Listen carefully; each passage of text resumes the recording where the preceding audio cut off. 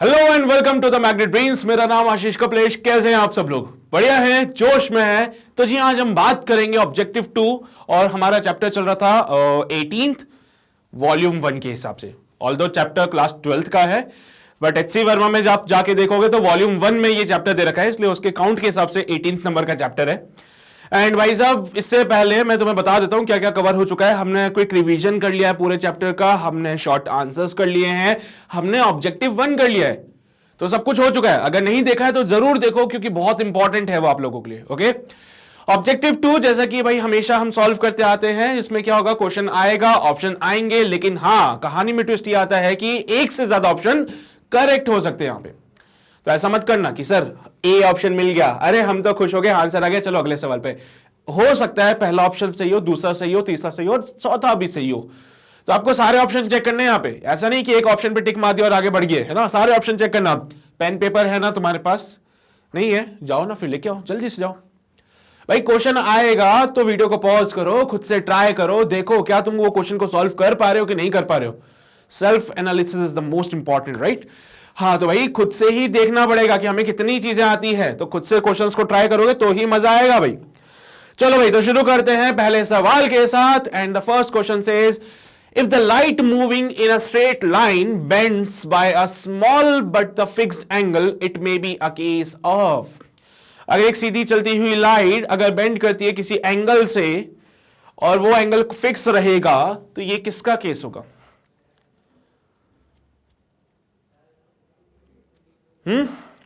Reflection का।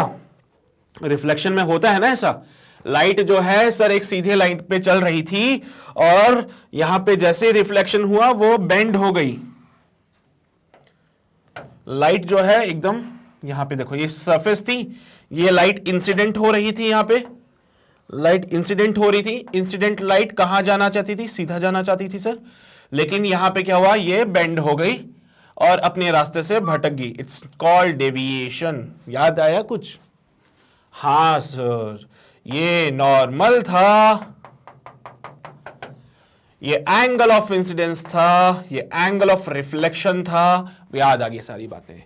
तो light जो है वो बेंड हो गई by a small angle but fixed angle. Fixed angle is important भाई, ये इंपॉर्टेंट है फिक्स्ड एंगल, ठीक है। तो यहां पे किसी एक फिक्स्ड एंगल पे ही ये डेविएट होती है या फिर बेंड होती है, तो रिफ्लेक्शन में होगा सर, बिल्कुल होगा।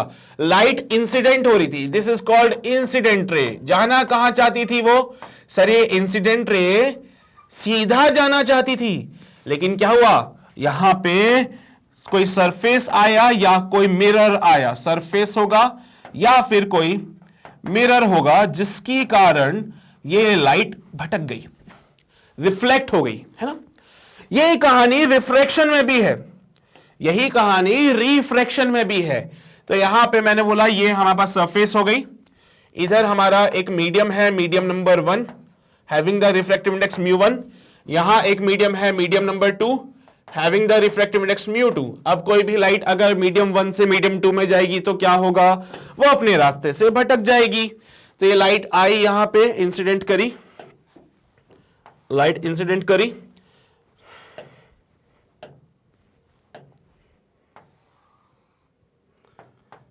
ये नॉर्मल। अगर μ1 छोटा है μ2 से, तो लाइट रेयरर मीडियम से डेंसर में जा रही है, लाइट रेयरर से डेंसर में जा रही है, तो क्या होगा, वो सर ऐसे बेंड हो जाएगी।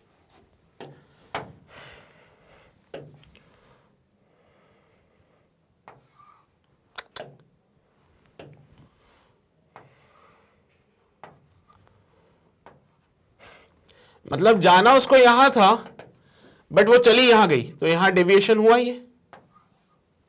हाँ सर, ये भी हमारी क्या थी, इंसिडेंट रे। ये हमारी रिफ्रैक्टेड वाली रे। ये इंसिडेंट रे ऐसे जाना चाहती थी लेकिन ऐसे बेंड हो गई और इधर चलेगी। इंसिडेंट रे अपनी ऐसे सीधा जाना चाहती थी लेकिन वो बेंड हो गई और इधर चली गई, रिफ्लेक्ट हो गई। तो बेंड हुई है बाय स्मॉल एंगल और फिक्स्ड एंगल पे। अब जो भी लाइट रे आएगी, जो भी लाइट रे यहां पे आएगी, सेम फिक्स्ड एंगल पे ही बेंड होगी। जो भी लाइट रे यहां पे आएगी फिक्स्ड एंगल पे ही बेंड होगी। तो रिफ्लेक्शन और रिफ्रैक्शन एक ऐसे फिनोमिना हैं जहां पे कोई भी लाइट रे जब आती है तो वो बेंड हो जाती है by a small but the fixed angle. Diffraction क्या होता है ये आपको वेव ऑप्टिक्स में पता चलेगा, और ये बेसिकली तभी आप शो कर सकते हो जब आपको ये पता हो कि लाइट पार्टिकल नेचर को शो करती है या वेव नेचर को शो करती है। अभी हम रे ऑप्टिक्स पे हैं, और रे ऑप्टिक्स में अभी हम ऐसा कोई चर्चा नहीं कर रहे कि लाइट पार्टिकल है या फिर वेव है। अभी हमने सिर्फ जो भी कंसीडरेशन करे हैं उसमें हम यही सोच रहे हैं कि हाँ भाई लाइट रे है, पार्टिकल नेचर को फॉलो करते हुए चल रहे हैं, वेव नेचर की बातें नहीं कर रहे। डिस्पर्जन क्या है? स्कैटरिंग ऑफ लाइट है भाई, यहां वो चीजें नहीं होती है। डिस्पर्जन में क्या होता है? स्कैटरिंग ऑफ लाइट है। तो भाई यहां पे स्कैटरिंग की बातें नहीं कर रहे हम लोग, हम बेंडिंग की बातें कर रहे हैं, तो डिस्पर्जन नहीं होगा। डिफ्रैक्शन में भी बेंड होता है लेकिन वहां पे कुछ और सिनेरियो साथ में आते हैं। डिफ्रैक्शन में भी बेंडिंग होता है बट वो वाली चीजें नहीं है जो क्वेश्चन में मांग रहा था, उसमें कुछ और है। एजेस जो होते हैं, कोई ट्रांसपेरेंट मीडियम या ओपेक सरफेस होगा, उसके एज से टकरा के लाइट बेंड हो जाती है और उस जगह भी पहुंचती है जहां पे डार्क शेडो रीजन होता था। तो यहां पे डिफ्रैक्शन का केस मत कंसीडर करो क्योंकि अभी वो हमारे काम का नहीं है। तो यहां पे सिर्फ दो ऑप्शन हमारे लिए करेक्ट होंगे, जो है रिफ्लेक्शन और रिफ्रैक्शन, जहां पे हम बेंडिंग को काफी अच्छे से ऑब्जर्व कर सकते हैं। डिफ्रैक्शन में थोड़ी सी दिक्कत आती है इस चीज को समझने के लिए, क्योंकि ये वाला केस तभी लगाओगे जब आपको पता होगा लाइट जो है वो वेव नेचर को भी शो करती है। अभी तक कहीं ऐसी कोई बात नहीं है नहीं कि लाइट पार्टिकल नेचर है, वेव नेचर है, ठीक है। तो डिफ्रैक्शन वेव ऑप्टिक्स में आएगा जब आप समझोगे कि अच्छा लाइट वेव नेचर को भी शो करती है, तब हम डिफ्रैक्शन पढ़ेंगे इसमें, ठीक है। डिस्पर्जन का कोई लेना देना नहीं है बेंडिंग से, तो इसको तो भूल जाओ भी, ठीक है। सो इसके दो ही ऑप्शन होंगे, ए और बी। फटाफट से इसको नोट कर लीजिए, फिर आगे बढ़ते हैं हम लोग।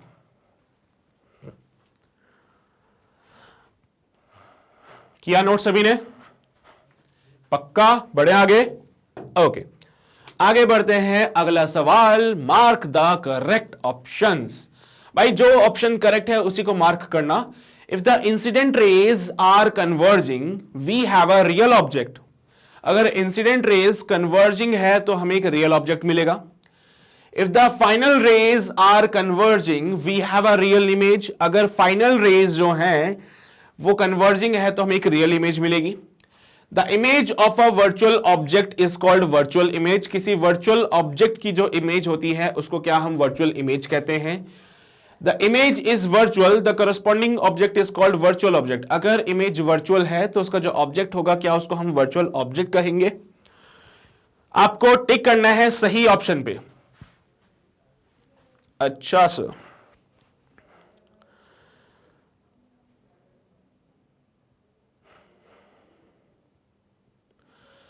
करें शुरू।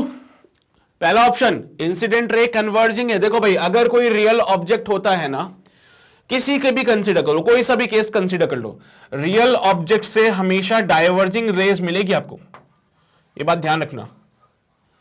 रियल ऑब्जेक्ट से हमेशा आपको डाइवर्जिंग रेज ही मिलेगी।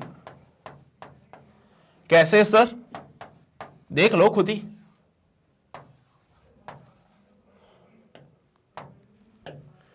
मैं बताता हूं तुम्हें कैसे। मान लो यहां पे कोई पॉइंट सोर्स है और इसके सामने एक मिरर रखा है।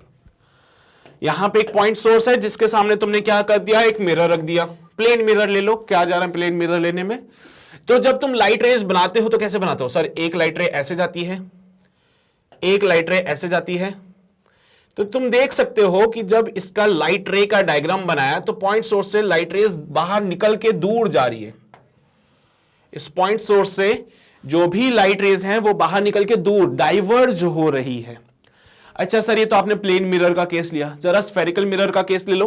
लो भाई ये मैंने कॉनकेव मिरर ले लिया, यहां पे एक ऑब्जेक्ट रख देते हैं। ये लो, ये रहा ऑब्जेक्ट।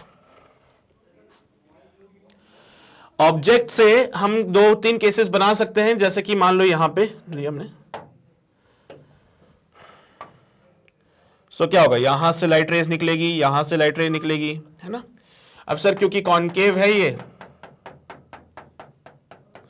सो क्या करेगा ये? उससे फर्क नहीं पड़ता है वो क्या करेगा, फर्क इस चीज से पड़ता है कि क्या ये कन्वर्जिंग है कि डाइवर्जिंग है? बोलो खुद ही। सर ये भी डाइवर्जिंग है। ये क्या है? डाइवर्जिंग है। ये कैसी है? डाइवर्जिंग है। तो आप देख सकते हो कि जो रेज यहां से निकल रही है वो बेसिकली डाइवर्जिंग टाइप की है। किसी भी ऑब्जेक्ट से, रियल ऑब्जेक्ट से, है ना, सारे कैसे हैं भाई? रियल ऑब्जेक्ट है ये सब। ये क्या है? रियल ऑब्जेक्ट है। तो किसी भी रियल ऑब्जेक्ट को आप कंसीडर करो तो उससे जो रेज निकलती हैं वो डाइवर्जिंग ही होती है। तो ये बोलता है कि जो रेज रियल ऑब्जेक्ट से निकल रही है वो कन्वर्जिंग है। बहुत गलत बात बोल दी इसने सर, डाइवर्जिंग होती है। If the final rays are converging we have a real image. अगर फाइनल रेज कन्वर्ज हो रही है तो हमें एक रियल इमेज मिलती है। तो इसका कैसे प्रूफ दिया जाए? सोचो, कहीं से टकराने के बाद ये आ रही है रिफ्लेक्टेड रेज, या फिर जो भी रेज आपको बोलनी है। कहीं से टकराने के बाद अगर यह आ रही है हमारी रिफ्लेक्टेड रेज, टकराने के बाद रिफ्लेक्टेड रेज आ रही हैं, क्या हो रहा है? कन्वर्ज हो रही है। हां सर, अगर रिफ्लेक्टेड रेज कन्वर्ज होती है तो वो एक जगह पे मिलेगी। अगर रिफ्लेक्टेड रेज या फिर फाइनल रेज जो बोलते हैं हम लोग, अगर वो कन्वर्ज हो रही है, एक जगह आ रही है, तो एक जगह पे आके मिलेगी। जहां पे वो मिलती है वहां पे इमेज बनती है। जहां पे रिफ्लेक्टेड रेज मिलती है वहां पे इमेज बनती है। तो देखो जरा, रिफ्लेक्टेड रेज या फिर बोले फाइनल रेज, अगर वो कन्वर्जिंग है तो एक जगह मिलेगी, जहां मिलेगी वहां इमेज बनाएगी। क्या ये रेज सच में मिली है? हां सर। तो ये कैसी कहलाएगी? रियल इमेज कहलाएगी। क्या कहलाएगी? Real image.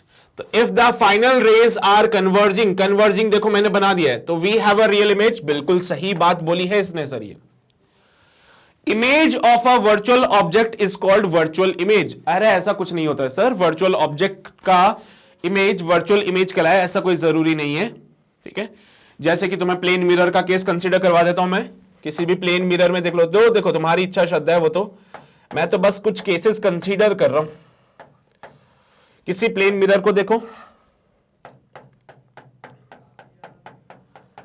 मान लो कहीं दूर से लाइट आ रही है, कहीं दूर से लाइट आ रही है, कहीं दूर से लाइट आ रही है। तो ये लाइट इंसिडेंट वाली हुई, टकराने के बाद वो यहां पे मिल गई,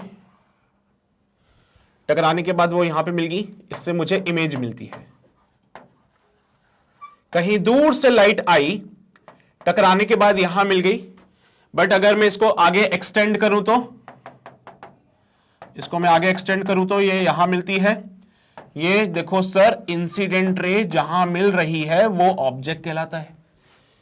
ये क्या है जी? Incident ray. ये क्या है? Incident ray. तो जहां पे इंसिडेंट रेज मिलती हैं उसको हम ऑब्जेक्ट कहते हैं। तो आप बता सकते हो मुझे कि इंसिडेंट रेज सच में मिल रही हैं या मिलती हुई दिख रही है? बता सकते हो ये इंसिडेंट रेज सच में मिल रही है या मिलती हुई दिख रही है? मुझे तो ये मिलती हुई नजर आ रही है, तो यानी कि जो ऑब्जेक्ट है वो है वर्चुअल वाला। तो उसने बोला था वर्चुअल ऑब्जेक्ट की जो इमेज होगी वो वर्चुअल इमेज कहलाएगी। नहीं सर, ये रिफ्लेक्टेड रेज सच में मिल रही है, रिफ्लेक्टेड रेज सच में मिल रही है, इसलिए इमेज जो बनेगी वो रियल इमेज बनेगी। तो देखो, वर्चुअल ऑब्जेक्ट की रियल इमेज हो गई। और ये क्या बोलता है? Image of a virtual object is called a virtual image. कितनी गलत बात बोली सर इसने, बिल्कुल गलत बात बोल दी। If the image is virtual the corresponding object is called virtual object. अरे सर, ये भी गलत बात बोली इसने। इसको भी मैं प्रूफ कर देता हूं, प्लेन मिरर से ही बता देता हूं इसको भी मैं। मान लो ये हमारे पास कोई रियल ऑब्जेक्ट है,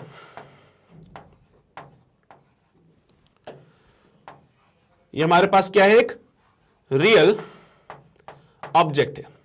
यहां पे हमने रख दिया एक प्लेन मिरर, एक लाइट रे गई यहां से, एक लाइट रे गई यहां से, ये इंसिडेंट रे हो गई।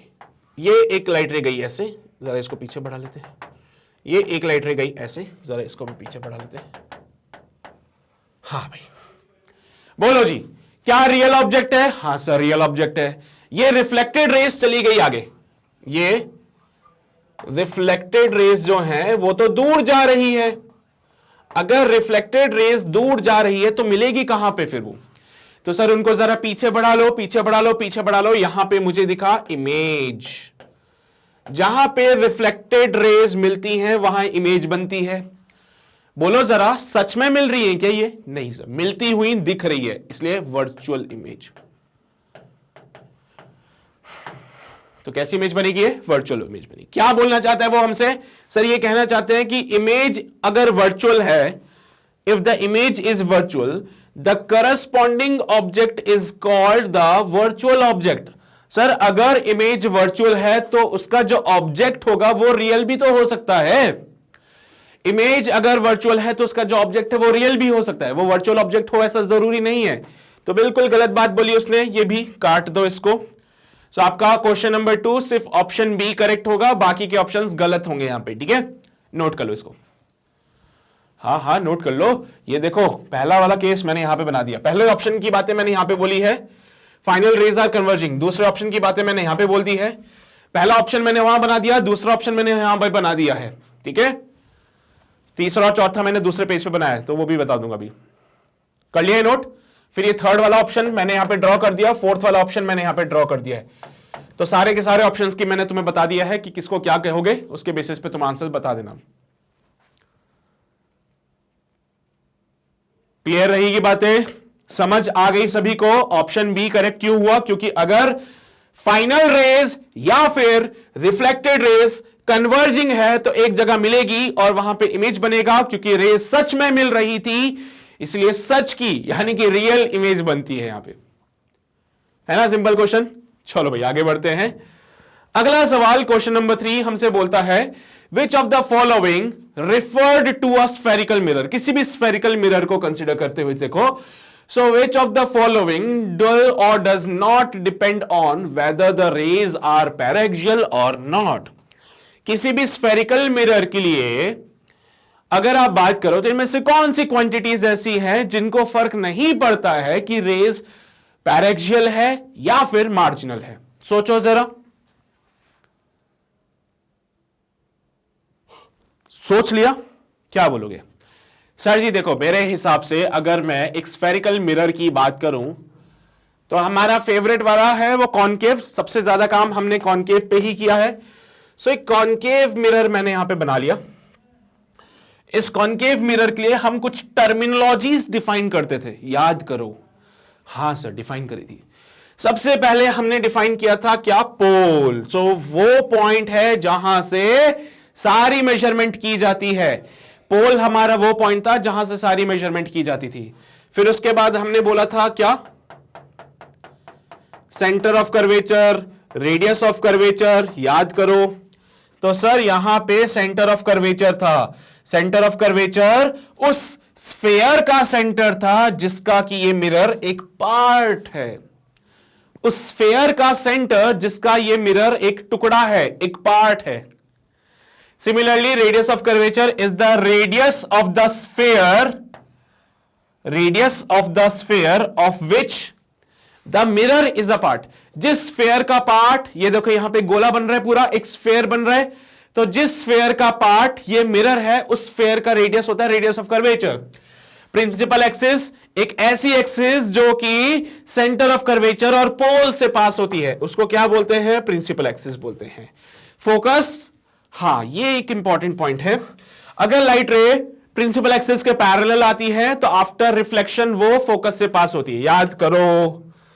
अगर लाइट रे पैरेलल है प्रिंसिपल एक्सिस के तो फिर आफ्टर रिफ्लेक्शन वो एक पॉइंट से पास होती है, इसी पॉइंट को फोकस कहा जाता है।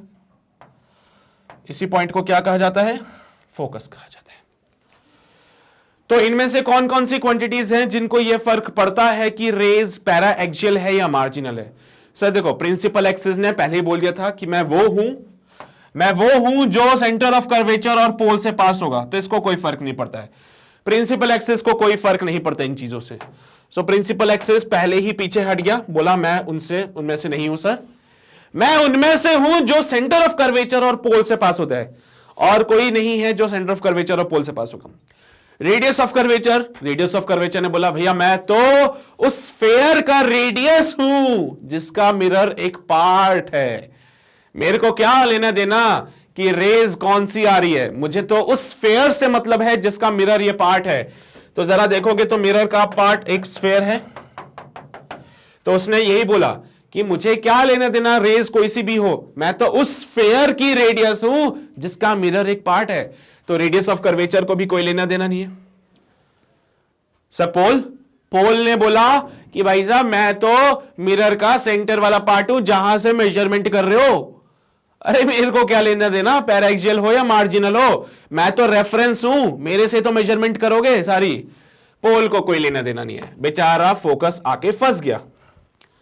फोकस ने फिर कहा कि ठीक है भाई साहब, पोल से लेके मेरे तक जो डिस्टेंस होती है उसको फोकल लेंथ कहा जाता है। पोल से मेरे तक जो डिस्टेंस होती है उसको फोकल लेंथ कहा जाता है। और जब आप फॉर्मूला डिफाइन करते थे तो याद करो, एक तो r/2 फॉर्मूला आया था और एक कुछ cos थीटा करके भी फॉर्मूला था जिसको हमने नजरअंदाज कर दिया था ये कह के कि ये हमारे काम का नहीं है। याद आया? एक तो F = r/2 था, एक r/2 cos थीटा करके कुछ इक्वेशन बनी थी, है ना। हमने बोला था कि सर अगर रेज पैराएक्सियल है, तो थीटा जो है वो वेरी स्मॉल होता है, थीटा बहुत छोटा था तो cos थीटा 1 हो जाता था उस केस में। फिर इसलिए हमारे पास F = r/2 आया था, क्योंकि इसके साथ वो cos थीटा वाली इक्वेशन थी, cos थीटा 1 हो जाता था। बट अगर वही बात मार्जिनल रेज के लिए करो तो फॉर्मूला चेंज हो गया था। मार्जिनल रेज के लिए फॉर्मूला क्या बना था? F = r/2 cos theta minus का ऐसे कुछ करके इक्वेशन बनी थी। हाँ, तो यही तो बात समझा रहे तुम लोगों को, हम लोग यही तो समझा रहे तुम्हें कि यहां पे जो cos थीटा है वो 1 हो जाता है क्योंकि थीटा बहुत छोटा होगा फॉर पैराएक्सियल रेज। हाँ, तो ये जो फोकस है ये डिपेंड करता है कि रेज कैसी है, पैराएक्सियल है या मार्जिनल है। फोकस भी कैसे डिपेंड करता है सर? उसका जो डिस्टेंस है ना पोल से, यानी कि जो फोकल लेंथ है वो डिपेंड करती है। तो फोकस नहीं बोलूंगा, मैं फोकल लेंथ कहूंगा, क्योंकि फोकल लेंथ डिपेंड करती है कि रेज किस टाइप की है, क्या वो पैराएक्सियल है, क्या वो मार्जिनल है। इसलिए फोकस हमारा बिल्कुल करेक्ट ऑप्शन होगा। इस फोकस को छोड़ के बाकी जो भी है वो इस मिरर की टर्म है ना, इस मिरर से रिलेटेड है। पोल मिरर का होता है, रेडियस ऑफ कर्वेचर मिरर का होता है, प्रिंसिपल एक्सिस मिरर का होता है, तो वो मिरर के साथ है, उनको फर्क नहीं पड़ता है रेज कौन सी है ना, मार्जिनल या पैराएक्सियल। सिर्फ फोकस को फर्क पड़ता है क्योंकि फोकस उसके हिसाब से एडजस्ट हो जाएगा। नोट कर लो भाई, नोट कर लो, बी ऑप्शन बिल्कुल करेक्ट है इसका। कर लिया नोट सभी ने? बढ़े आगे? ओके। सो क्वेश्चन नंबर 3 के बाद आगे बढ़ते हैं, क्वेश्चन नंबर 4 पे आते हैं। क्वेश्चन 4 हमसे बोलता है the image of an extended object placed perpendicular to the principal axis of a mirror will be erect. Erect का मतलब है सीधी इमेज, इरेक्ट का मतलब है स्ट्रेट, इन्वर्टेड का मतलब उल्टा, ठीक है। तो एक एक्सटेंडेड ऑब्जेक्ट है which is placed perpendicular to the principal axis of a mirror having the erect image if object and image are both real, object and image are both virtual, object is real but the image is virtual, object is virtual but the image is real। Sir ऐसे question में बहुत confusion होता है, पता ही नहीं चलता। मैं क्या बार बार डायग्राम थोड़ी बनाऊंगा इसके लिए, मैं बार बार डायग्राम थोड़ी बना के चेक करेंगे, फिर कैसे करेंगे इस क्वेश्चन को सॉल्व? अच्छा सर यहां पे तो उसने तो ये भी नहीं बोला कि मिरर कौन सा होगा, कॉनकेव होगा या कॉन्वेक्स होगा, क्या करे फिर?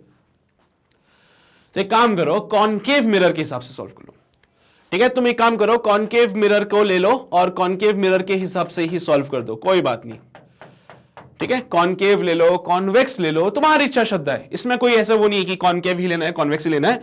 जो तुम्हें पसंद आए तुम उसको कंसिडर करो, भले वो कॉनकेव हो भले वो कॉन्वेक्स हो। चलो भाई एक बार तो ट्राई कर लो, कुछ और दिमाग लगा सकते हो वो लगा लो, फिर देखो क्या आंसर आता है इसका। हाँ भाई क्या करें इसमें यार?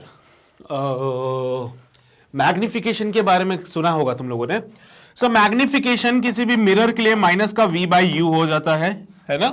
हाँ सर बिल्कुल होता है। अगर मैग्निफिकेशन पॉजिटिव आया तो हम समझते हैं कि इरेक्ट इमेज है हमारे पास, ठीक है। अगर मैग्निफिकेशन पॉजिटिव आता है तो हम समझ जाते हैं कि जो इमेज हमें मिल रही है वो कैसी है, इरेक्ट है, यानी कि सीधी इमेज है। मैग्निफिकेशन अगर नेगेटिव मिलता है तो हम समझ जाते हैं कि इमेज जो है हमारे पास वो कैसी है, इन्वर्टेड है। तो यहां पे हमें इरेक्ट इमेज चाहिए, तो हमारा टारगेट जो होगा वो बेसिकली ये है कि हम मैग्निफिकेशन को पॉजिटिव लें। हम लोग क्या चाहते हैं कि मैग्निफिकेशन हमारा पॉजिटिव आए। अब बोल रहा है object and image are both real, तो यार देखो सीधी सी बात है, रियल की कहानी समझा देता हूं तुम लोगों को। ये कोई मिरर है जिसका प्रिंसिपल एक्सिस है, यहां पे एक ऑब्जेक्ट रखा है। देखो इस तरफ जो है वो सब रियल है, मिरर के इस तरफ जो होगा वो रियल है, मिरर के उस तरफ जो होता है वो वर्चुअल होता है। जो भी चीजें मिरर के इस तरफ होंगी वो रियल होती हैं, मिरर के दूसरी तरफ जो भी चीजें आती है वो वर्चुअल में आती है, ठीक है। अगर ऑब्जेक्ट को यहां रखा है तो उसका ऑब्जेक्ट पोजीशन जो होगा यू होगा, और वो कैसा होगा भाई, नेगेटिव, क्योंकि आप जानते हो साइन कन्वेंशन बोलता है टुवर्ड्स द लेफ्ट की तरफ जाओगे माइनस आएगा, राइट की तरफ जाओगे तो प्लस का साइन ले लेना। साइन कन्वेंशन से हमने ये चीज जानी थी। ऑब्जेक्ट यहां रखा है, उसकी इमेज यहां पे बनेगी। ऑब्जेक्ट को अगर इस तरफ रखा है उसकी इमेज इधर बनेगी, ठीक है। तो अगर u नेगेटिव है तो आपके पास जो इमेज बन रही है वो सेम साइड बन जाएगी, यानी कि रियल इमेज ही बनेगी उसकी, ठीक है। तो भाई अगर रियल ऑब्जेक्ट और रियल इमेज की बात करें तो u पॉजिटिव होगा, v भी क्या हो जाएगा, पॉजिटिव हो जाएगा। रियल ऑब्जेक्ट एंड इमेज, यार इसका वो बनाऊं क्या मैं पूरा, कि कहां से कैसे लाइट रे आ रही थी, बनाना पड़ेगा क्या वो चीजें मुझे, कि लाइट रे ऐसे आ रही थी सर, ये आई लाइट टकरा के फोकस से पास हो गई, फिर एक लाइट रे जो कि फोकस से पास होती है टकराने के बाद पैरेलल होगी, ये देखो इमेज यहां पे बन रही है, दिख गया ना भी इमेज यहां बन रही है। तो रियल ऑब्जेक्ट है तो उसकी रियल इमेज बन गई ना। तो यही तो बोल रहा हूं, अगर दोनों पॉजिटिव हैं, अगर दोनों पॉजिटिव है, सॉरी नेगेटिव, तभी तो रियल कहलाएंगे। अरे नेगेटिव है, u नेगेटिव आ रहा है, v भी नेगेटिव आ रहा है, दोनों real object and real image. जरा मैग्निफिकेशन की कहानी तो देखो, इसमें मैग्निफिकेशन आएगा माइनस का v अपॉन माइनस का u, माइनस से माइनस मर जाएगा, इट विल बी माइनस का v बाई u। तो मैग्निफिकेशन कैसा मिला, नेगेटिव मिला। तो यहां पे मैग्निफिकेशन कैसा मिल रहा है, नेगेटिव, मतलब कि इन्वर्टेड इमेज। दिख भी रहा है तुम लोगों को, दिख रहा है ना तुम लोगों को कि जो इमेज बनी है वो कैसी है, इन्वर्टेड है। तो अगर u नेगेटिव v नेगेटिव तो मैग्निफिकेशन नेगेटिव, यानी कि इन्वर्टेड इमेज। देखा, ये ऑब्जेक्ट ऊपर की तरफ है, इन्वर्टेड इमेज यानी कि उल्टी इमेज बनी है उसकी। तो पहला ऑप्शन गलत है ना, जिसमें ऑब्जेक्ट और इमेज दोनों रियल होंगे। हाँ सर बिल्कुल गलत है। वैसे ही सेम कहानी अगर वर्चुअल ऑब्जेक्ट और वर्चुअल इमेज के लिए बोलोगे तो भी आएगा, तो वर्चुअल वाली कहानी भी गलत हो जाएगी सेम रीजन की वजह से। देख लो, तुम्हें भरोसा नहीं मेरे पे। तो अगर u पॉजिटिव हो जाए और v भी अगर पॉजिटिव हो जाए तो दोनों क्या है, virtual object and virtual image, virtual object and virtual image. तो u पॉजिटिव है, v भी पॉजिटिव है, मैग्निफिकेशन का फॉर्मूला माइनस का प्लस का u, सॉरी प्लस का v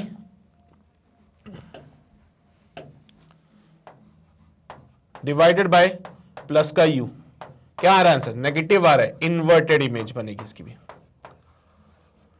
तो ये भी गलत बात है ना भाई, मैग्निफिकेशन नेगेटिव आ रहा है, इन्वर्टेड है, मतलब सेकंड ऑप्शन भी हमारा गलत था बिल्कुल। ऑब्जेक्ट रियल है लेकिन इमेज वर्चुअल है। ऑब्जेक्ट अगर रियल है तो u नेगेटिव हो जाएगा, इमेज अगर वर्चुअल है तो v पॉजिटिव हो जाएगा। आओ करके देख लेते हैं इसको भी। हाँ जी, तो बोलता है कि u जो है वो नेगेटिव होगा रियल ऑब्जेक्ट के लिए, और जो v होगा वो पॉजिटिव होगा वर्चुअल ऑब्जेक्ट के लिए। सो इन दैट केस मैग्निफिकेशन की जो बात करें तो माइनस का v बाय u आ रहा था, तो साइन के साथ लिखोगे v पॉजिटिव है लेकिन u नेगेटिव है, तो माइनस माइनस प्लस हो जाएगा, ये आएगा प्लस का v बाय u। तो मैग्निफिकेशन आपको कैसा मिल रहा है, पॉजिटिव मिल रहा है। मतलब कैसी इमेज बनेगी, इरेक्ट इमेज बनेगी। मतलब ये काम सही हो रहा है कि सर रियल ऑब्जेक्ट और वर्चुअल इमेज हो जाए, या फिर ये काम भी बिल्कुल सही रहेगा जिसमें U पॉजिटिव हो जाए, यानी कि वर्चुअल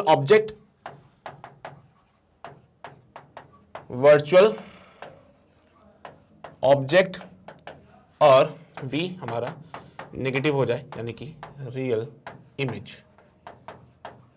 तो यहां पे भी मैग्निफिकेशन अगर आप देख रहे हो, सो यहां पे भी मैग्निफिकेशन जो आएगा वो पॉजिटिव ही आएगा। यहां का मैग्निफिकेशन पॉजिटिव मतलब ये भी कैसी इमेज देगा आपको, इरेक्ट इमेज देगा। मतलब ये दो केसेस बिल्कुल सही है जहां पे इमेज आपको कैसी मिल सकती है, इरेक्ट इमेज मिल सकती है। कैसी, इरेक्ट इमेज मिल सकती है। ओके, सो यहां पे सी ऑप्शन जिसमें ऑब्जेक्ट रियल है लेकिन इमेज वर्चुअल है, चलेगा। डी ऑप्शन जिसमें ऑब्जेक्ट वर्चुअल है और इमेज रियल है, बिल्कुल चलेगा। ठीक है, सो क्वेश्चन नंबर 4 कंप्लीट हुआ। इसका ऑप्शन सी और डी बिल्कुल करेक्ट है। ए और बी का काट देना, फटाफट से इसको नोट कर लीजिए, फिर आगे बढ़ते हैं। इसको नोट करो पहले तो,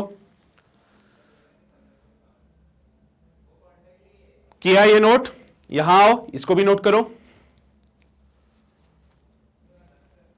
ये भी कर लिया नोट, क्या बात है, बहुत बढ़िया, शाबाश। क्वेश्चन नंबर 4 कंप्लीट हो गया। आगे बढ़ते हैं, क्वेश्चन नंबर 5 पे आते हैं। क्वेश्चन 5 क्या बोलता है, a convex lens forms a real image of a point object. तो भाई कॉन्वेक्स लेंस है हमारे पास जो कि क्या करे, एक रियल इमेज बना रहा है पॉइंट ऑब्जेक्ट की, placed on its principal axis.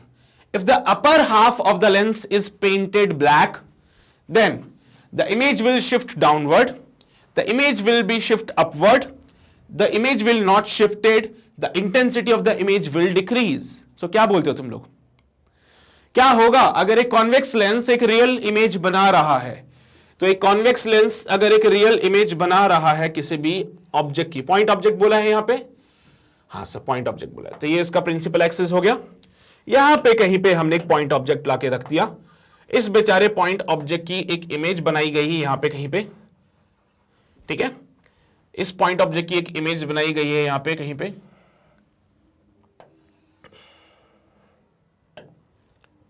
ऐसे करके। ये इंसिडेंट रेस थी, ये रिफ्रैक्टेड रेस थी। इंसिडेंट रेस जहां से निकलती है ऑब्जेक्ट होता है, रिफ्रैक्टेड रेस जहां मिलती है वहां इमेज बनती है। अब इन्होंने क्या किया, अपर हाफ को ब्लैक पेंट कर दिया। अपर हाफ को जैसे ही इन्होंने ब्लैक पेंट किया, सो कहानी बदल गई बिल्कुल। देखा, ये अपर हाफ था, इसको इन्होंने बिल्कुल ब्लैक पेंट कर दिया।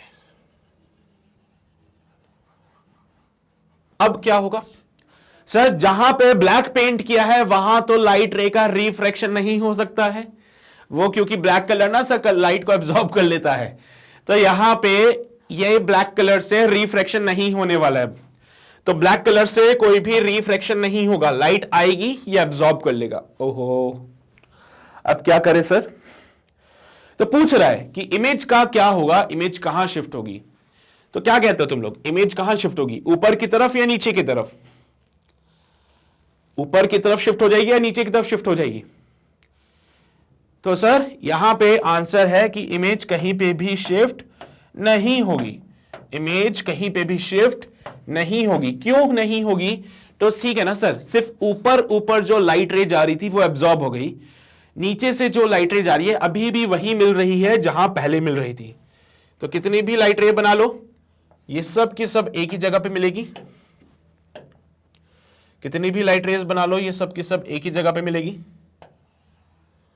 कुछ भी कर लो, ये सारी की सारी लाइट रे एक ही जगह पे मिल रही जाके।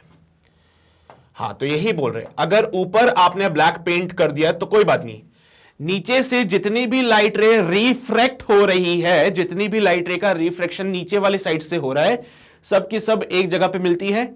और जब सब लाइट रे एक जगह मिल रही है तो वही इमेज बनेगी। तो यहां पे कोई शिफ्ट नहीं होगा इमेज का, जहां पहले इमेज बन रही थी आज भी इमेज वहीं पे बन रही है।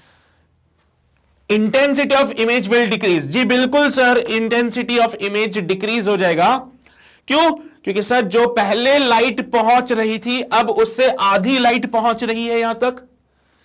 जो लाइट पहले पहुंच रही थी यहां पे, उससे आधी लाइट अब पहुंच रही है। आधी लाइट को तो बेचारे इसने एब्जॉर्ब कर लिया ना, तुमने ब्लैक कलर कर दिया ऊपर लेंस पे, और जैसे ब्लैक कलर किया तो ब्लैक कलर एक बहुत अच्छा एब्जॉर्बर होता है, तो वो क्या करेगा, एब्जॉर्ब कर लेगा। तो अब तो कोई लाइट आगे जा नहीं रही, मतलब जितनी लाइट यहां गिरी वो सारी एब्जॉर्ब हो गई। तो सर पहले जितनी लाइट जा रही थी अब उससे आधी लाइट जा रही है, तो इंटेंसिटी तो कम होगी ना उसकी, इंटेंसिटी बढ़ जाएगी, कम होगी सर। तो जितनी लाइट पहले जा रही थी उसकी आधी लाइट अब जा रही है, जिसके कारण इंटेंसिटी ऑफ इमेज डिक्रीज हो जाएगा। इंटेंसिटी ऑफ इमेज क्या हो जाएगा भाई? डिक्रीज हो जाएगा। सो इस क्वेश्चन के सी और डी ऑप्शन बिल्कुल करेक्ट है। आप इसको जल्दी से नोट कर लीजिए, फिर आगे बढ़ते हैं, क्वेश्चन नंबर 6 पे आएंगे हम लोग।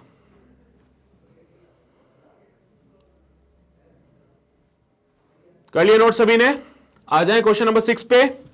चलो भाई, सो क्वेश्चन नंबर 6 हमसे बोलता है consider 3 converging lenses L1, L2, L3 having identical geometric construction. The index of the refraction of L1, L2 are mu1 and mu2 respectively. The upper half of the lens L3 has a refractive index mu1 and the lower half has a refractive index mu2. The point object O is imaged at O1 by the lens L1 and at O2 by the lens L2 placed in the same position. Now if L3 is placed at the same place, there will be an image at O1, there will be an image at O2. The only image will form somewhere between O1 and O2. The only image will form away from O2. तो क्या बोलते हो? इनके बीच में image बनेगी या इनसे दूर कहीं इमेज बनेगी या फिर O1 और O2 पे ही इमेज बनेगी? ऐसा क्वेश्चन तुम पहले कर चुके हो शायद, है ना? जब तुम्हारे पास ऑब्जेक्टिव 1 में आया था तो उसमें क्या था? एक कर्व्ड सरफेस था, याद करो। इस बार एक लेंस दे दिया, रिफ्रैक्शन तो इससे भी हो गई थी। सोचो जरा, मैं थोड़ा केस समझा देता हूं तुम लोगों को। हुआ यूं है कि एक लेंस था आपके पास में, लेंस का नाम L1 था, इसका रिफ्रैक्टिव इंडेक्स mu1 था। जब आपने ऑब्जेक्ट को यहां रखा तो उस ऑब्जेक्ट की इमेज उसने O1 पे बना दी, यही बोला गया। ऑब्जेक्ट को O पे रखा, लेंस L1 था पहले, L1 का रिफ्रैक्टिव इंडेक्स कितना है? देखो भाई, L1 का रिफ्रैक्टिव इंडेक्स mu1 है। तो जब आपने लेंस L1 रखा जिसका रिफ्रैक्टिव इंडेक्स mu1 है तो इमेज बनी O1 पे। फिर आपने क्या किया? लेंस L2 को रखा, लेंस L2 को रखा जिसका रिफ्रैक्टिव इंडेक्स mu2 है। ऑब्जेक्ट को सेम जगह पे रखने से क्या हुआ? इमेज हमारी बनी O2 पे। ठीक है, इमेज कहां पे बनी है? O2 पे बनी है। अब आप क्या कर रहे हो? थर्ड केस में एक ऐसा लेंस लाके रख रहे हो जिसका अपर हाफ जो है, एक ऐसा लेंस आप लाके रख रहे हो जिसका अपर हाफ जो है उसका जो रिफ्रैक्टिव इंडेक्स है वो है mu1, लोअर हाफ का रिफ्रैक्टिव इंडेक्स है mu2। तो बताओ जरा, ये O1 वाला पॉइंट था, ये O2 वाला पॉइंट था, बताओ जरा इमेज कहां बनेगी? सर सीधा सा फंडा है, यहां पे देख सकते हो आप लोग। जब यहां की बात थी तो लाइट ऐसे जाती थी, रिफ्रैक्ट होती थी और O2 पे जाती थी। लाइट ऐसे जाती थी, रिफ्रैक्ट होके O2 पे जाती थी। लाइट ऐसे सीधा सीधा जा रही थी, अनडेविएटेड वो O2 पे पहुंचती थी।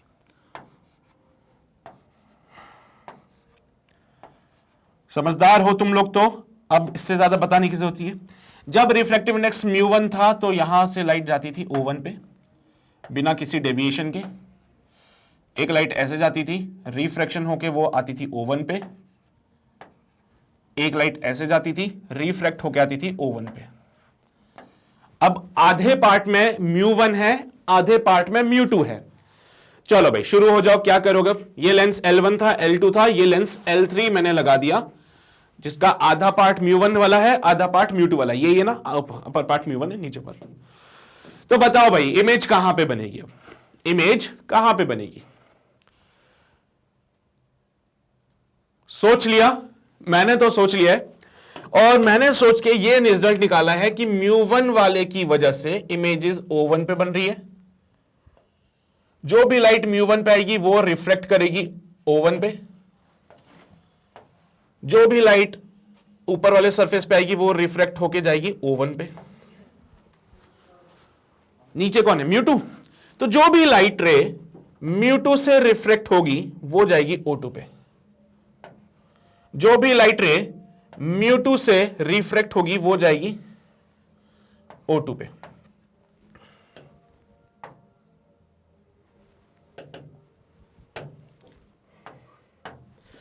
ठीक है भाई, तो जो जो लाइट रे लोअर पार्ट से रिफ्रैक्ट हो रही है वो सब की सब जा रही है O2 पे।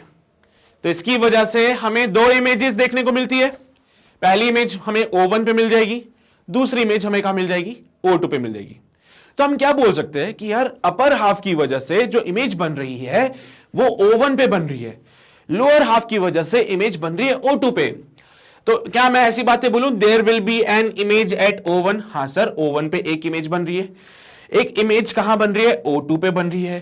क्या O1 और O2 के बीच में कहीं पे बनेगी? नहीं नहीं नहीं, नहीं ऐसा नहीं सर, इनके बीच कहीं नहीं बन रही है। एक O1 पे बनेगी और एक O2 पे बनेगी, जहां पे रिफ्रैक्टेड रेज मिलती हैं, जहां पे रिफ्रैक्टेड रेज मिलती हैं वहां पे ही इमेज बनती है। तो जहां पे रिफ्रैक्टेड रेज मिलती है वहां इमेज बनती है, वहां इमेज बनती है। तो सिर्फ आपको वही देखनी है जहां पे ये मिल रही है, वहां पे क्या होगा, इमेज बनेगी। तो इसका आंसर होगा ऑप्शन ए और ऑप्शन नंबर बी। ठीक है, एक इमेज बनेगी O1 पे, एक इमेज बनेगी O2 पे। ठीक है, तो ये आपका क्वेश्चन नंबर 6 यहां पे है, इसको नोट कर लेना। क्वेश्चन नंबर 6 का ऑप्शन ए सही होगा और एक ऑप्शन बी सही होगा। क्वेश्चन नंबर 6 ऑप्शन ए भी करेक्ट है, ऑप्शन बी भी करेक्ट है। जल्दी से नोट करो इसको, फिर आगे बढ़ते हैं हम लोग। कर लिया नोट सभी ने? पक्का? सच में समझ आया ना? ओके, चलो भाई आगे बढ़ते हैं। अगला सवाल क्वेश्चन नंबर 7 बोला गया है, a screen is placed at a distance 40 centimeter away from an illuminated object. A converging lens is placed between the source and the screen. तो भाई एक स्क्रीन है जो कि प्लेस कर रखा है 40 सेंटीमीटर पे है, away from the illuminated object जो होगा वो लाइट दे रहा है, और एक कन्वर्जिंग लेंस को प्लेस किया between the source and the screen, and it is attempted to form the image of the source on the screen. और ये जो कन्वर्जिंग लेंस आपने बीच में रखा है, इसको कुछ ऐसे रखोगे कि वो इस सोर्स की इमेज उस स्क्रीन पे बनाए। If no position could be found the focal length of the lens, अगर ऐसी कोई पोजिशन आपको नहीं मिल पाती है, so what will be the focal length of the lens? तो बोलता है कि focal length must be less than 10 centimetre, must be greater than 10 centimeter, must not be greater than 20 centimeter और must not be less than 10 centimeter। अच्छा question है, ऐसा कर रखा है कुछ डिस्प्लेसमेंट मेथड, याद आ रहा है? वैसी कुछ कहानी है यहां पे, कर पाओगे? ट्राई करो एक बार, फिर मैं बताता हूं कैसे करना है। बता दो मैं कैसे करना है इस क्वेश्चन को सॉल्व। अरे बहुत सिंपल है भाई, देखो यहां पे क्या बोला है, स्क्रीन को प्लेस किया at a distance of 40 centimetre away from the illuminated object. So यहां पे कहीं पे स्क्रीन होगी, यहां पे कहीं पे स्क्रीन है हमारी, और यहां पे कहीं पे ऑब्जेक्ट है हमारा, है ना, इल्यूमिनेटेड ऑब्जेक्ट जो होता है। अब उन्होंने क्या बोला है कि ऑब्जेक्ट और स्क्रीन के बीच का जो फासला है वो है 40 सेंटीमीटर का।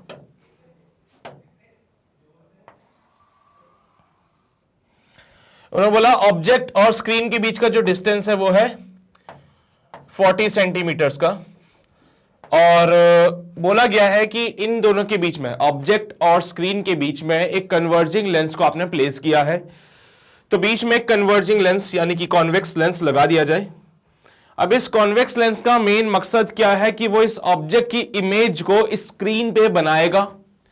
ये जो आपने कन्वर्जिंग या फिर बोलूं तो कॉन्वेक्स लेंस जो लगाया है, इसका मकसद क्या है? इसका मकसद यह है कि वो इस ऑब्जेक्ट को क्या करेगा, इस स्क्रीन के ऊपर लगाएगा। अच्छा ठीक है सर, तो अगर इस ऑब्जेक्ट की इमेज स्क्रीन पे बनानी है तो सर ये तो मुझे कुछ डिस्प्लेसमेंट मेथड जैसे किया था ना, वैसा दिख रहा है। तुम्हें भी दिख रहा है क्या? वहां पे भी तो ऐसे होता था डिस्प्लेसमेंट मेथड में कि यहां पे एक ऑब्जेक्ट होता था, बीच में एक लेंस लगाया होता था, फिर ये स्क्रीन होती थी। एक बार लेंस की हमने यहां पोजीशन बनाई तो एक इमेज बनती थी स्क्रीन पे, फिर लेंस को डिस्प्लेस किया तो एक और पोजीशन बनती थी, ऐसी आती थी जिसपे इमेज हमें स्क्रीन पे मिलती थी। तो ये डिस्प्लेसमेंट मेथड से हो जाएगा आपका क्वेश्चन सॉल्व। सो भाई यहां पे भी मैं डिस्प्लेसमेंट मेथड का कॉन्सेप्ट लगा रहा हूं, पर point to be noted is image formation के लिए कंडीशन थी। तो यहां पे लिखना फॉर इमेज फॉर्मेशन,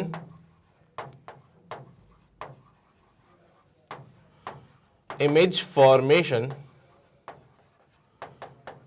एक कंडीशन लगाई थी मैंने, वो बोला था d should be greater than 4f। याद करो डिस्प्लेसमेंट मेथड में कंडीशन बताई थी मैंने, ये इमेज फॉर्मेशन के लिए।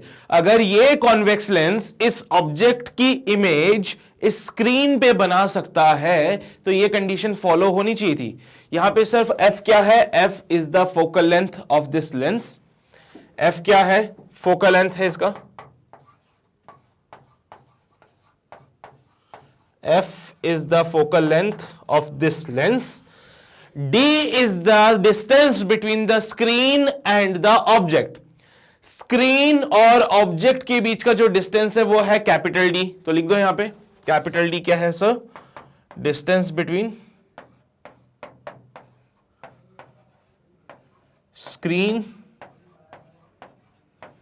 And object. स्क्रीन और ऑब्जेक्ट के बीच का जो डिस्टेंस है वो हमारा क्या है, कैपिटल डी है। क्लियर है ये बातें सर? कैपिटल डी 40 सेंटीमीटर है जी, हाँ 40 सेंटीमीटर है। आपको फोकल लेंथ का रिलेशन बताना है, लेकिन कंडीशन समझो ना। क्वेश्चन में क्या बोला उसने क्वेश्चन में बोला है if no position could be found. क्या मतलब हुआ इसका? हम लेंस को एक ऐसी पोजीशन पे लाके रखते हैं, हम लेंस को एक ऐसी जगह पे लाके रखते हैं जिससे कि वो ऑब्जेक्ट की इमेज स्क्रीन पे बना सके, बट हमें ऐसी कोई पोजीशन नहीं मिली, हमें ऐसी कोई भी पोजीशन नहीं मिली जिसपे कि ये लेंस इस ऑब्जेक्ट की इमेज को स्क्रीन पे बना सके। अगर आपको ऐसी कोई पोजीशन नहीं मिली मतलब ये वाली कंडीशन नहीं लगा पाओगे, ये वाली कंडीशन नहीं लग पाएगी। चलो फिर ये कंडीशन नहीं लगेगी तो क्या लग सकती है? तो सर इसके अलावा जो इसकी अपोजिट की कंडीशन होगी, देखो इमेज फॉर्मेशन के लिए कंडीशन थी कि डी बड़ा होना चाहिए, है ना। इमेज फॉर्मेशन के लिए कंडीशन है कि D should be greater than 4f, but if there is no such position is found, तो इमेज इज नॉट फॉर्म्ड, मतलब इमेज इज नॉट फॉर्म्ड। तो इसके लिए क्या कंडीशन होगी? इमेज फॉर्म हो रही है तो इमेज फॉर्मेशन के लिए तो कंडीशन है D should be greater than 4f। लेकिन अगर सर यहां पे बोल रहे हैं ऐसी कोई भी पोजीशन इस लेंस की हमें नहीं मिली जिसपे कि ऑब्जेक्ट की इमेज स्क्रीन पे बना सके, मतलब ये वाली कंडीशन नहीं लग रही है, तो कौन सी लगेगी? तो सर कंडीशन लगेगी D should B less then 4f। हाँ, अगर डी 4f से छोटा हो गया तो हमें कभी भी स्क्रीन पे इमेज नहीं मिलेगी। अगर डी छोटा हो जाए 4f से तो हमें स्क्रीन पे इमेज कभी नहीं मिलेगी। स्क्रीन पे इमेज चाहिए तो D should be greater than 4f। अगर आपको स्क्रीन पे इमेज नहीं मिल रही है मतलब डी छोटा है 4f से, डी कितना है आपके पास 40 है, it should be less then 4f, है ना। और यहां से देखो तो 4 से कैंसिल आउट हो जाता है, तो यहां से बोलेंगे 10 should be less then f, यानी कि जो फोकल लेंथ है वो 10 से बड़ा होगा। Focal length should be greater than 10, तो यहां से लिख दो पहला पॉइंट क्या है भाई, पहला पॉइंट ये होगा focal length should be greater than 10। Focal length should be greater than 10। तो एक तो फोकल लेंथ 10 से बड़ा होगा, दूसरी बात इसको ऐसे भी लग सकते हैं focal length should not be less than 10। Focal length should not be less than 10। जो फोकल लेंथ है वो 10 से छोटा नहीं होना चाहिए और 10 से बड़ा होना चाहिए। समझ रहे हो ना? फोकल लेंथ 10 से छोटा नहीं होना चाहिए, फोकल लेंथ जो है 10 से छोटा नहीं होना चाहिए। यहां पे इसको सॉल्व करोगे ना जब आप लोग, तो आपको मिलेगा 10 should be greater then f। अगर आप इस ऊपर वाली कंडीशन को सॉल्व करोगे तो आपको ये मिलेगा। तो फोकल लेंथ f 10 से छोटा मिल रहा है, लेकिन अगर फोकल लेंथ 10 से छोटा हो गया तो इमेज फॉर्म हो जाएगी। समझ रहे हो बात को तुम लोग? अगर फोकल लेंथ 10 से छोटा हो जाए तो इमेज फॉर्म हो जाएगी, लेकिन अगर फोकल लेंथ 10 से बड़ा हो जाए तो इमेज फॉर्म नहीं होगी। तो focal length should be greater than 10 तो इमेज फॉर्म नहीं होगी। Focal length should not be less than 10 तो भी इमेज फॉर्म हो जाएगी। 10 से छोटा नहीं होना चाहिए, 10 से बड़ा हो सकता है। तो आपके ये दो ऑप्शन बिल्कुल सही होंगे। अब देखो मस्ट बी लेस देन 10, 10 से छोटा नहीं होना चाहिए, काट दो इसको। मस्ट बी ग्रेटर देन 10, हाँ बिल्कुल सर, 10 से बड़ा होना चाहिए। Must not be greater then 20 centimetre, इसकी कोई कहानी नहीं है, इसको छोड़ दो। Must not be less than 10 centimetre, 10 centimetre से छोटा नहीं होना चाहिए, बिल्कुल सही बात है सर ये भी। तो एक तो हमारा option B must be greater than 10 centimetre सही है, और एक ऑप्शन डी जो कहता है 10 सेंटीमीटर से छोटा नहीं होना चाहिए। हमने भी तो ये बोला सर, फोकल लेंथ जो है वो बड़ा होना चाहिए 10 सेंटीमीटर से, और फोकल लेंथ छोटा नहीं होना चाहिए 10 सेंटीमीटर से, क्योंकि अगर वो 10 सेंटीमीटर से छोटा हो गया तो इमेज फॉर्म हो जाएगी। अगर फोकल लेंथ 10 सेंटीमीटर से छोटा हो गया तो इमेज फॉर्म हो जाएगी। हम क्या चाहते हैं, इमेज फॉर्म ना हो। तो 10 को f को 10 से बड़ा होना चाहिए, देखो f को 10 से बड़ा होना चाहिए, ठीक है। हाँ जी, बस इतनी सी बात थी, इतनी सी बात थी, बस नोट कर लो इसको जल्दी से। कर लिया नोट सभी ने? इधर आ जाओ, ये भी नोट कर लो। हो गया ये भी नोट? क्लियर रहेगी कहानी क्वेश्चन नंबर 7 की सभी को? पक्का, अच्छे से, बहुत ही बढ़िया। सो भाई क्वेश्चन नंबर 7 के समापन के साथ ही हमारे ऑब्जेक्टिव 2 भी समाप्त हो जाते हैं। और बस हाँ, इतने से क्वेश्चन थे इसमें, है ना। बाकी फिर भी अगर तुम्हें लगता है कि नहीं ना सर मुझे तो वीडियो दोबारा देखना है, मेरे को तो कुछ क्वेश्चंस में डाउट रह गया, तो वीडियो को दोबारा जरूर देखो। और वीडियो को दोबारा देखने के लिए आप हमें ज्वाइन कर सकते हो वेबसाइट पे। और वेबसाइट पे ज्वाइन करने के लिए ही क्यों बोल रहा हूं, क्योंकि यहां पे ये सारी की सारी वीडियोस आपको अवेलेबल हो जाएंगी। तो आपको इधर उधर ढूंढने की जरूरत नहीं है वीडियो को, सीधा आओ वेबसाइट पे, अपनी वीडियोस को देखो, अपने डाउट्स को सॉल्व करो और अपने कॉन्सेप्ट्स क्लियर करो, ठीक है। फिर भी अगर तुम्हें लगता है कि नहीं सर मुझे तो आपसे पूछना है, डाउट है, तो या तो कमेंट सेक्शन में डाल दो डाउट को, या फिर हमें ज्वाइन कर सकते हो टेलीग्राम ग्रुप पे, जो कि हम बना चुके हैं और उसका लिंक जो है डिस्क्रिप्शन में अवेलेबल है। सो टेलीग्राम ग्रुप पे जाओ, वहां पे हमारे साथ जुड़ो और हमसे अपने डाउट्स पूछ सकते हो तुम लोग, ठीक है। हाँ भाई, तो वेबसाइट पे भी आप आओ। वेबसाइट पे जैसे कि मैंने आपसे बोला था कि वीडियोस वगैरह सारे अवेलेबल हो जाएंगे। इनफैक्ट हमने तो यहाँ पे कोर्स बना दिए हैं पूरे, ठीक है। तो अगर आप जाके देखोगे ना वेबसाइट पे, तो आपको क्लास 12 फिजिक्स एचसी वर्मा का एक पूरा कोर्स मिल जाएगा यहाँ पे। और इस पूरे कोर्स में अभी तक क्लास 12 से रिलेटेड जितने भी चैप्टर्स मैं कंप्लीट कर चुका हूं, वो सब के सब इस कोर्स में अवेलेबल हैं। तो आपको अगर वीडियो देखना है तो इधर उधर वीडियो ढूंढ के अपना टाइम वेस्ट बिल्कुल भी मत करो, सीधा वेबसाइट पे आओ, कोर्स में जाओ। कोर्स में जाओगे तो ऐसे कुछ आपको दिखेगा यहाँ पे, ये देखो सिलेबस ओवरव्यू, चैप्टर 18, चैप्टर 29 सब का रखा है मैंने यहाँ पे कंप्लीट, ठीक है। तो उससे रिलेटेड जितने भी लेक्चर्स हुए हैं सब यहाँ पे मेंशन करके रखे हैं, और इन लेक्चर्स में आपको जो अभी तक मैंने वीडियोस कराया है सब मिलेगा, ठीक है। और ये बिल्कुल एब्सोल्युटली फ्री ऑफ कॉस्ट है बेटा आपके लिए, ठीक है। तो ऐसा कुछ नहीं रहेगा इसमें कि आपको 2 लेक्चर देखने के बाद आपसे कोई बोल रहा है सब्सक्रिप्शन दो भाई, है ना, या फिर एक कूपन कोड लगा लो, है ना। ऐसे कोई कूपन कोड वगैरह नहीं लगाने, 10% वाले हमारे पास, सब कुछ फ्री है आप लोगों के लिए। तो आपको जब मर्जी पड़े, जब जो भी वीडियो देखना है वो आप देखिए। और ऐसा कोई फिजिक्स एचसी वर्मा के लिए नहीं है, सब्जेक्ट सारे केमिस्ट्री, बायोलॉजी, मैथमेटिक्स सारे सब्जेक्ट्स के लिए है, और हर एक कोर्स उस सब्जेक्ट में इंक्लूडेड है यहाँ पे, ठीक है। तो ये डेफिनेटली आपके लिए बहुत फायदेमंद होगा, आपके एग्जाम पॉइंट ऑफ व्यू से आपके लिए बहुत इंपॉर्टेंट होगा। तो इनको मिस ना करो बिल्कुल भी, और यहाँ पे आके आप ज्वाइन कर सकते हो, ठीक है। और एक और छोटा सा काम है कि आपको, हाँ, अगर आपका कोई भाई बंधु है, दोस्त है जो हिंदी मीडियम से है और उनको दिक्कत आती है कि सर हमारे लिए तो कुछ है ही नहीं यूट्यूब पे, तो घबराओ मत, मैग्नेट प्रिंट अब हिंदी में भी पढ़ाते हैं, ठीक है। तो आपका अगर कोई दोस्त है जो हिंदी मीडियम से है, तो आप उनको भी रिकमेंड कर सकते हो कि वो यहाँ पे आके अपने कोर्सेज को ज्वाइन कर सकते हैं, ठीक है। तो हिंदी मीडियम वाली फैसिलिटी भी हम लोगों ने शुरू कर दी है। अपार्ट फ्रॉम दिस, जिस चैनल पे आप ये वीडियो देख रहे हो उस चैनल को सब्सक्राइब जरूर कर लेना। वो लाल बटन दिख रहा है ना, वो वाला, हाँ वो दबा लो। उसके बगल में जो घंटा है ना वो भी बजा लो, सो दैट आप कोई भी नोटिफिकेशन को मिस ना करें। देखो भाई ऐसे क्या है ना, हम ऐसे बहुत सारे अपडेट्स लेके आ रहे हैं, और ये सारे अपडेट्स आपके एग्जाम्स के पॉइंट ऑफ व्यू से आपके लिए बहुत इंपॉर्टेंट है, इनको मिस मत करना बिल्कुल भी। इसलिए बोल रहा हूं, चैनल सब्सक्राइब कर लेना, बेल आइकन को दबा लेना, और शेयरिंग तो करते हो ना तुम लोग, हाँ सेशन को शेयर करो अपने उन सारे दोस्तों के साथ जो जेईई की तैयारी कर रहे हैं, जो नीट की तैयारी कर रहे हैं आपके साथ। और हाँ, उनके लिए उनको बोलो कि जो एचसी वर्मा के जो सॉल्यूशंस है ना वो कहीं और नहीं मिलेंगे, वो सिर्फ यही मैग्नेट ब्रेन्स पे ही मिलेंगे। तो अगर एचसी वर्मा के वीडियो सॉल्यूशन चाहिए तो मैग्नेट ब्रेन्स पे आओ, चैनल को सब्सक्राइब कर लेना, ठीक है, अपने दोस्तों को बता देना, और हाँ सेशन पसंद आया तो लाइक भी कर देना, ठीक है। तो ये सारे काम कर दोगे तो बस आज के सेशन के लिए इतनी ही बातें हैं। अगले सेशन में एक्सरसाइजेस हम शुरू करेंगे, ठीक है, पर वो बात की बात है। तब तक तुम अपना ध्यान रखो, पढ़ाई करते रहो। All the very